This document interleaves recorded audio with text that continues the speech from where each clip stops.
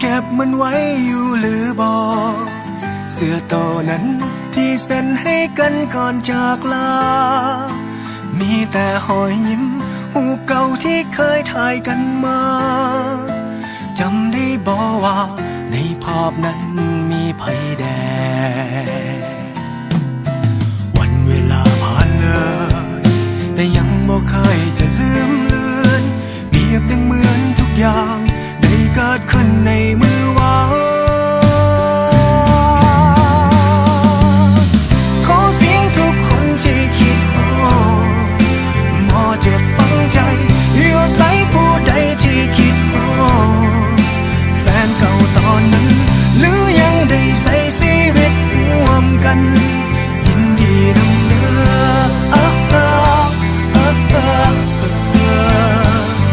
คิดฮอดกินซอข้าวสาวเปียกผม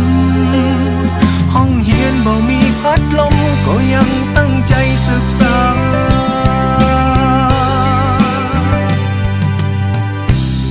ทั้งคืนและวันจะหมุนไป